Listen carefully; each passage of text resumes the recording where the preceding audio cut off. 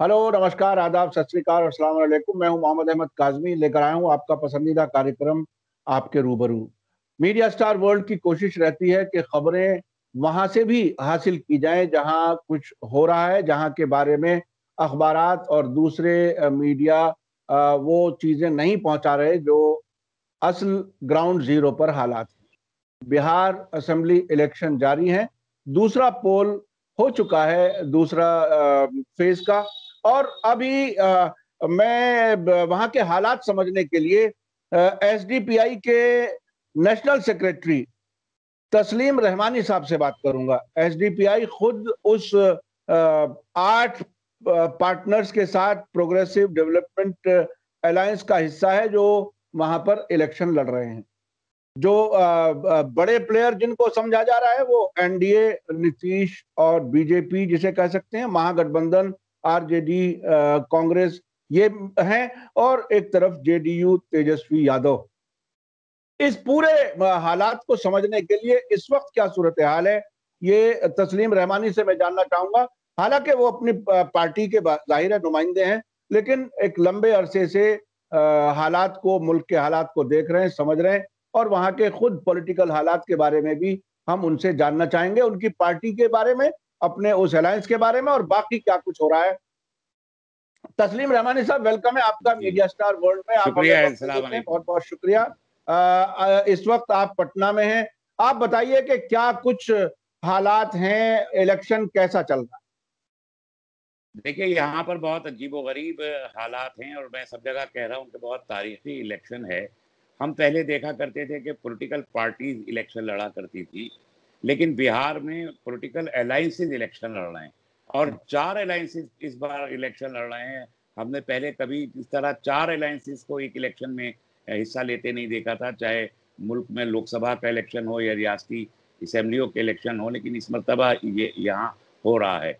और एक गूमागूम की कैफियत है कि कौन सा अलायंस जीतेगा। मुझे लग नहीं रहा कि ये जो अलायंसेस चारों यहाँ लड़ रहे हैं, ये अलायंसेस 10 तारीख को इलेक्शन का रिजल्ट आने के बाद भी ऐसे ही बरकरार रहेंगे।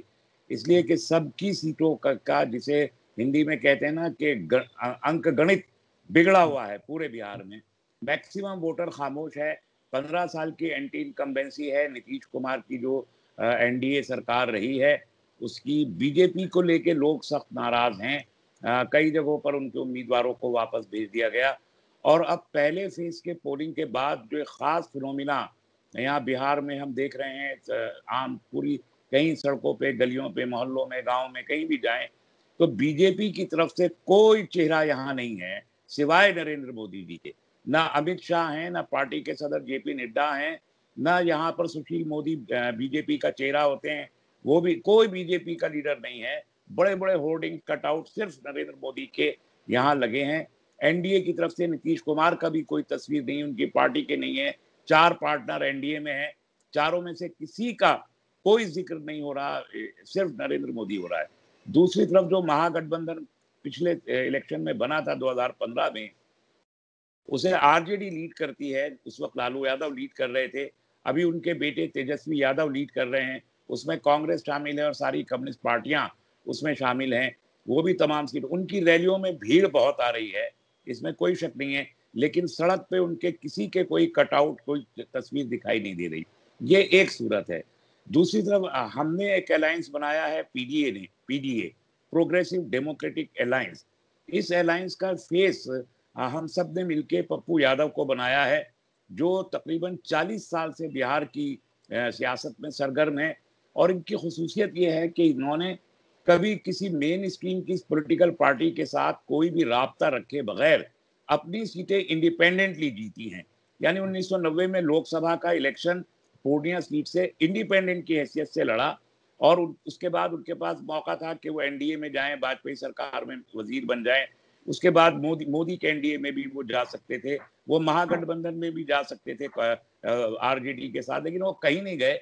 उन्होंने अपनी शख्सियत को बरकरार रखा आज़ादाना तौर पर और समाजी खिदमत के बहुत काम किए। और बच्चा बच्चा और यहाँ बिहार का उनको जानता है इस हैसियत। इसलिए हमने उनको फेस बना के उनके साथ एक गठबंधन किया। चंद्रशेखर उसमें आए, प्रकाश अम्बेडकर आए, 8 और मुकामी छोटी पार्टियां भी आई। मजबूती से वो गठबंधन भी लड़ रहा है। कोई चेहरा नरेंद्र मोदी के अलावा दिखाई नहीं दे रहा फर्स्ट फेज की पोलिंग के बाद। तो उससे ये अंदाजा हो रहा है कि 10 तारीख को इलेक्शन रिजल्ट आने के बाद ये जितने एग्जिस्टिंग गठबंधन है ये सब आगे पीछे होके कोई नया गठबंधन सरकार बनाने की पोजीशन में आएगा, जिसमें पीडीए का एक बहुत बड़ा रोल होगा। और इस हैसियत में पप्पू यादव की और एसडीपीआई की खास एक वहां पर एक रोल रहेगा। और जिसे कहा जाता है कि छोटी पार्टियां हैं, यहाँ एमआईएम भी लड़ रहा है एक चौथे गठबंधन, लेकिन उस बीसी शरीक है। कहा परसों कहा कि वो यूपी में बीजेपी को सपोर्ट कर सकती है, उसका एक इम्पैक्ट यहाँ पर पड़ा है। तो एमआईएम उसके गठबंधन के साथ है, उसको भी लोगों के कंसिडरेशन में वो भी है और पीडीए भी है। इसलिए बहुत ही ज्यादा कंफ्यूजिंग एक रिजल्ट 10 तारीख को आने की उम्मीद है। अच्छा, जहां तक आपने कहा अलायंसेस लड़ रहे हैं, ये पहला तजर्बा है। मैं भी एक लंबे अरसे से बहरहाल मुल्क के हालात को देख रहा हूं, तो जब ये क्या स्टेज 1 में पॉलिटिकल पार्टियां कमजोर हुई, स्टेज 2 में अलायंसेस बने, अब स्टेज 3 में अलायंसेस भी कमजोर हुए, तो इनकी जिसे कहना चाहिए कि क्रेडिबिलिटी पार्टियों की कमजोर हुई है। लोगों का यकीन नहीं रहा कि अब उस हालत में पहुंच गए कि अब अलायंसेस पर भी भरोसा नहीं किया जा सकता। नहीं, ये बहुत अहम बात कही आपने काज़मी साहब, और ये यकीनन ये आपके तजुर्बे की बात है कि आपने इसको इस अंदाज से देखा है। सियासी लोगों पर से लोगों का एतबार कम हुआ है, और यहाँ पर दो अलायंसेस 30 साल से हुक्मरानी में है। लालू यादव की पहले अकेले और फिर अलायंस के साथ। लालू यादव खुद 1990 में जो सरकार पहली उन्होंने बनाई थी वो बीजेपी के ताउन से बनाई थी। आप सब जानते हैं कि 39 सीट बीजेपी की थी, जिन्होंने असेंबली में वोट करके लालू यादव की सरकार को बनाने में और स्थिर रखने में मदद की थी। तो अब 15 साल का उनका मिसरूल को जंगल राज आम तौर पे कहा जाता है।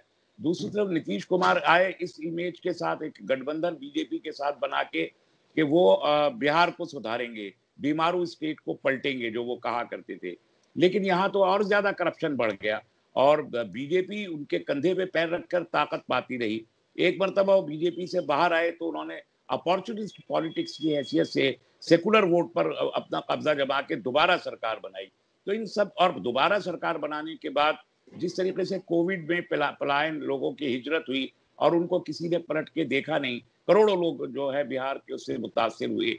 जिस तरीके से यहाँ रेप को एक और क्राइम की हैसियत से नीतीश के सरकार में बढ़ा, उसमें उनके वजीर शामिल रहे, एमएलए शामिल रहे। जिस तरीके से यहाँ फैक्ट्रीज नहीं लगी, नई इंडस्ट्रियलाइजेशन नहीं हुआ, एग्रीकल्चर प्रोड्यूस का रेट नहीं मिला, बेरोजगारी बढ़ी, हिजरत और बढ़ी यहाँ से, उसने नीतीश के ऊपर से भी लोगों का एतबार खत्म कर दिया। तो अब ये भले ही नए अलायंसेस फिर इसलिए बने कि बड़ी तादाद में छोटी पार्टियां हैं जिनका हल्का असर बहुत महदूद है बिहार में। तो वो अलायंसेस के उस तर्ज को देखकर नए अलायंस उन्होंने बनाए हैं। लेकिन लोगों का अलायंसेस पर से भी और पूरे के पूरे पॉलिटिकल सिस्टम से एतबार बहुत कम हुआ है, और ये बड़ी तशवीश की बात है जो बिहार में हम देख रहे हैं। अच्छा, एक और सवाल मैं करना चाहता हूं। देखिए, आपने बताया कि मोदी के अलावा किसी का चेहरा वहां लोकल लीडर भी नहीं, कोई और भी नहीं, अमित शाह भी नहीं, कोई चेहरा नजर नहीं आ रहा। इससे ये जाहिर होता है कि बीजेपी के जो स्ट्रेटजी बनाने वाले लोग हैं, उन्हें अब ये लगता है कि सिर्फ मोदी के नाम पर ही कुछ वोट मिल सकते हैं। लेकिन अभी ताजा बात है, मोदी जी की जो मन की बात सामने ये रखते हैं हर महीने, उसमें इतना डिसलाइक किया गया कि डिसलाइक बटन बंद करना पड़ा। तो इतने कमजोर, मैं कमजोर इसलिए कह रहा हूं कि ये पब्लिक की आवाज की बात है, डेमोक्रेसी में हम रहते हैं और डेमोक्रेसी के ही और कॉन्स्टिट्यूशन के तहत ही ये इलेक्शन हो रहे हैं। तो वो शख्स जिसके डिसलाइक बटन बंद करने पड़े, ये बात छुपाने के लिए कि लोग कितना उनको पसंद नहीं करते या उनकी बात पर विश्वास नहीं करते, अब उनको क्या महज हिंदुत्व का एक चेहरा बना करके ही पेश करना है, इसलिए उनका नाम उनकी फोटो हर जगह नजर आ रही है। ऐसी हालत में जबकि बड़ी तादाद में लोग उन्हें पसंद नहीं कर रहे और खुद सरकार ने, प्राइम मिनिस्टर ऑफिस ने उसको डिसलाइक बटन को खत्म किया है। ऐसी हालत में आप क्या देखते हैं? तो ये जो यहाँ पर ये तज्जिया इसका अगर किया जाए सियासी तौर पर, तो ये कहा जा सकता है कि मोदी, दो जो फेसेस थे अमित शाह और नरेंद्र मोदी, उसमें से अमित शाह तो कोविड के जमाने से ही गायब है, कहीं पूरे मुल्क में दिखाई नहीं दे रहे, बिहार में तो कोई परछाई भी नहीं आई। बिहार के लीडरों में गिरिराज सिंह जैसे fire brand leader, Sushil Kumar Modi जैसे इनके बीजेपी के डिप्टी चीफ मिनिस्टर, इन सबको गायब करके नरेंद्र मोदी को, मुझे लगता है कि ये जो फेस है, अगर इसमें ये हार गए और 50 से ज्यादा सीटें नहीं ले पाई, तो नरेंद्र मोदी का जो फेस बना है उसको खत्म करने की जो एक पार्टी के अंदर या आरएसएस के अंदर एक लॉबी हो सकती है, वो बहुत अच्छे तरीके से कामयाब होगी और नरेंद्र मोदी के ताबूत में आखिरी कील साबित हो सकता है बिहार का ये इलेक्शन। जिस तरीके से बिहार में तनहा बीजेपी मोदी को छोड़ के रिजल्ट लेना चाहते हैं, अगर वो रिजल्ट नहीं मिला तो पूरे मुल्क में डिसलाइक का बटन आप भले ही खत्म कर दें, लेकिन डिसलाइक सारा का सारा मुल्क देख लेगा। और मैं इसीलिए मैं सब जगह ये वाजे कर रहा हूं कि याद रखें कि फर्स्ट फेज के बाद मोदी के अलावा पूरे बिहार में किसी पार्टी का कोई भी फेस नहीं है। तो अगर यहां हार गए तो इसका मतलब ये कि वो मुट्ठी जो थी तख्तगीर हिंदू की, वो खत्म हो गई और नए फेसेस सामने लाई जाएगी। तो क्या आप अब आम लोगों को, जिनको आमतौर पर हिंदुत्व के नाम पर, मंदिर के नाम पर, हिंदू मुसलमान, इंडिया इंडिया पाकिस्तान के नाम पर जो पोलराइज किया जाता है, आपको क्या लगता है वहां के हालात कैसे हैं? पोलराइज हो पाएंगे या नहीं? ऐसे हालत में जब बेरोजगारी बढ़ी है और ये कोविड-19 के बाद जो हालात खराब हुए हैं मुल्क भर के, उस हालत में आम रुझान क्या होगा और आप क्या कहना चाहते हैं वोटर्स? नहीं, देखिए, मुझे तो लग रहा है इन्होंने बहुत कोशिश की शुरू में ही हिंदू मुस्लिम करने की, लेकिन वो कार्ड बिहार में चलता हुआ दिखाई नहीं दे रहा। ये सबसे पहले इन्होंने जिना के नाम से कंट्रोवर्सी शुरू करी जब कांग्रेस ने एक अलीगढ़ मुस्लिम यूनिवर्सिटी के एक साबिक सदर को टिकट दिया था। वो नहीं चली, एक दिन भी नहीं चली। उसके बाद अब ये मुस्तकिल कभी तो वहां पर लव जिहाद के नाम पे कानून बनाने की बात कर रहे हैं, कोशिश कर रहे हैं, लेकिन बिहार में बिल्कुल उसका कोई इम्पैक्ट दिखाई नहीं दे रहा। अब अगर एक तबका साइलेंट वोटर का बीजेपी को वोट करने वाला हो तो उसके बारे में कुछ प्रेडिक्ट नहीं किया जा सकता, लेकिन हिंदू मुस्लिम का कार्ड नहीं चल रहा है। और मेरा ख्याल है बीजेपी को बिहार इलेक्शन के बाद ये रिव्यू करना पड़ेगा कि जिस तरीके से वो पाकिस्तान का नाम लेते थे, मुसलमानों का नाम लेते थे, वो इस इलेक्शन में तो बहुत 10% भी दिखाई नहीं दे रहा। आम लोग जो बिहार के हैं, उन्होंने कोविड के मामले में जो कुछ यहाँ हुआ, 1 करोड़ से ज्यादा बिहारी मजदूरों के साथ, उसका असर बड़ी खामोशी के साथ, उसका गुस्सा लोगों में मौजूद है जो बैलेट में दिखाई देगा। और मैं लोगों से भी यही कहूंगा, खास तौर पर सीमांचल में तीसरे फेज का इलेक्शन होने वाला है और मैं सीमांचल में मौजूद हूँ। मैं जो छोटे छोटे, हालांकि मेरे लिए बड़ा मुश्किल होता है कि दुकानदारों के पास या सड़क चलते लोगों से बात करना, इसके बावजूद मैं जब बात कर रहा हूँ तो लोग कहते हैं खामोशी से कि नहीं, हमको इस बार एक तब्दीली भी चाहिए और अपनी क़यादत और अपने लोग चाहिए। तो उसका असर पीडीए के ऊपर पॉजिटिव पड़ेगा, एमआईएम के ऊपर भी कहीं ना कहीं पॉजिटिव पड़ेगा। इसके बावजूद कि आरजेडी के लिए कुछ मुसलमान लोग जो ट्रेडिशनली इलेक्शन में काम करने के लिए बाहर निकलते हैं, वो अपीलें करते दिखाई दे रहे हैं। नीतीश कुमार के लिए भी कुछ इदारों से, कुछ दरगाहों से, कुछ मदरसों से अपीलें निकलती दिखाई दे रही हैं, लेकिन लोगों के ऊपर उसका असर दिखाई नहीं दे रहा। लोग दोनों गठबंधन को बुरा कह रहे हैं और इस बार अपनी क़यादत के जानिब रुझान बहुत स्ट्रांग है। अब जीते या हारे ये अलग बात है, लेकिन रुझान बहुत स्ट्रांग है एमआईएम की तरफ भी और एसडीपीआई की तरफ भी। बहुत बहुत शुक्रिया तस्लीम रहमानी साहब। आपने जो बात बताई कि यहाँ हिंदू मुसलमान पाकिस्तान ये सब कार्ड नहीं चल रहा, ये बहुत ही अच्छा साइन है। और इस देश की तरक्की तभी मुमकिन है जब आपस में नफरतें ना हो। देश आगे तभी बढ़ सकता है जब हम एक दूसरे पर विश्वास करके, एक दूसरे का हाथ पकड़ करके मुल्क को आगे बढ़ाने की बात करें। मैं समझता हूं कि बिहार इसमें एक मिसाल पेश कर सकता है, जिस तरह के आप हालात बता रहे हैं। अभी मोदी तनहा हैं, तनहा आखिरी पहलवान के तौर पर इलेक्शन के मैदान में खड़े हैं। अब ये क्या होगा, हारेंगे जीतेंगे क्या है वो तो आने वाला वक्त बताएगा, लेकिन इनकी तन्हाई ये जरूर बता रही है कि पार्टी में कुछ ना कुछ चेमे गोइयां हैं आगे रास्ता तैयार करने के लिए।